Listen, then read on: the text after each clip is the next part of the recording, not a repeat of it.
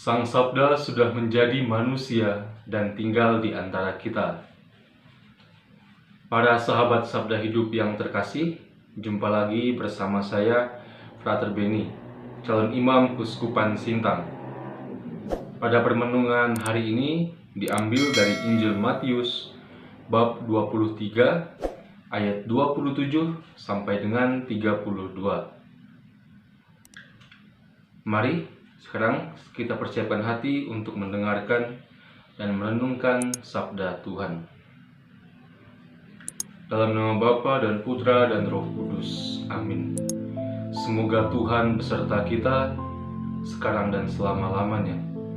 Inilah Injil Yesus Kristus menurut Matius. Dimuliakanlah Tuhan.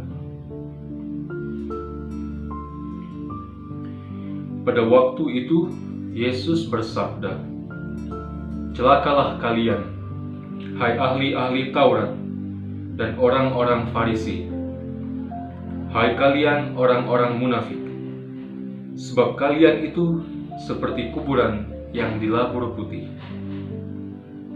Sebelah luarnya memang tampak bersih, tetapi sebelah dalamnya penuh tulang belulang dan berbagai jenis kotoran.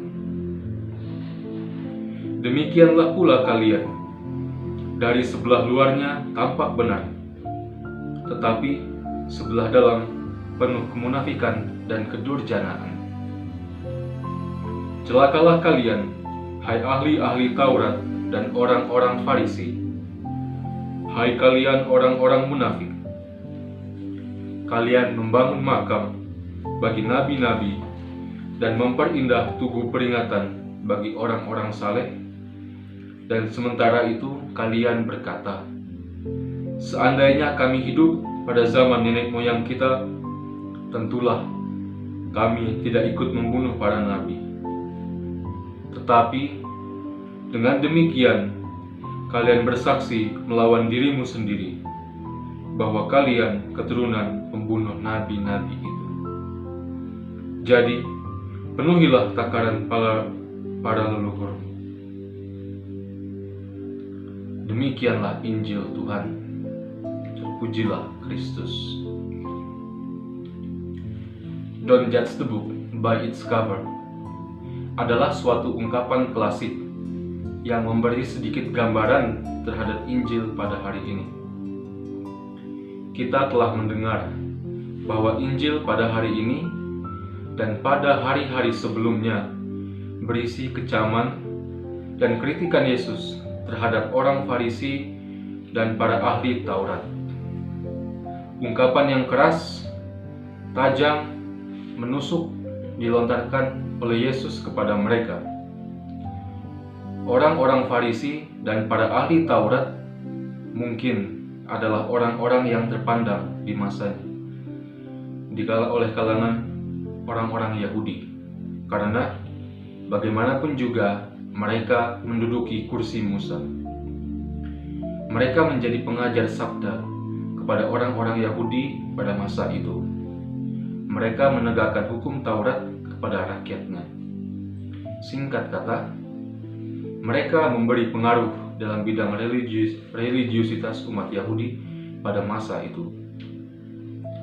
Namun, pada Injil hari ini kita mendengar Yesus menyebut 2 kali kata celakalah terhadap orang-orang Farisi dan para ahli Taurat.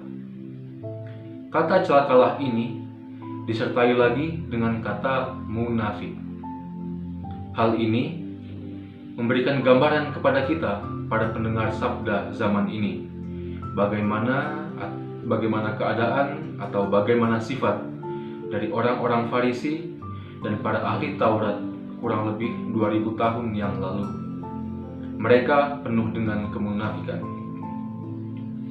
Mereka, para ahli Taurat dan orang-orang Farisi, hanya terlihat bagus di sampulnya saja, tetapi tidak di bagian isi. Mereka jelas mendapat kecaman dari Yesus karena perbuatan mereka tentunya. Di sini, Yesus sama sekali tidak mengecam apa yang mereka ajarkan, melainkan apa yang mereka perbuat.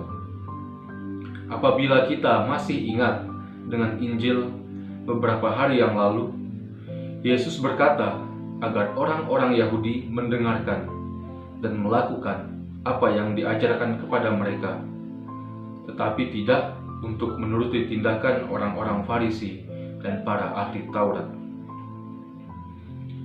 Kemudian yang menjadi pertanyaan bagi kita adalah, apa yang hendak dikatakan Injil pada hari ini kepada kita?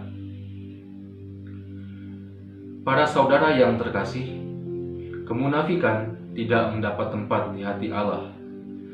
Upah bagi kemunafikan adalah celaka, seperti yang diungkapkan Yesus pada Injil hari ini.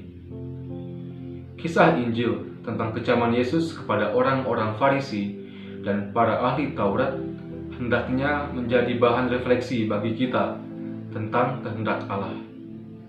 Allah tidak menghendaki kemunafikan.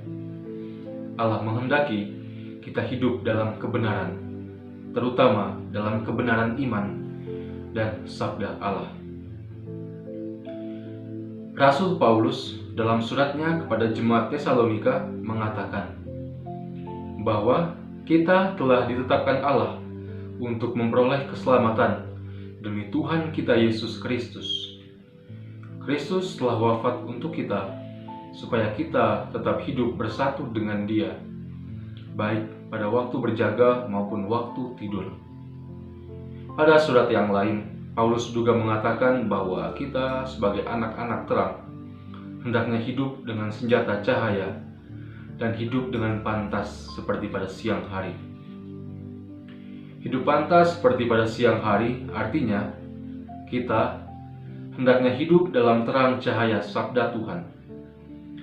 Yesus adalah sabda kekal Allah, sang sabda yang menjadi manusia. Dia adalah jalan keselamatan dan kehidupan bagi kita. Di dalam Dia kita memperoleh kehidupan, kita bergerak, dan kita ada.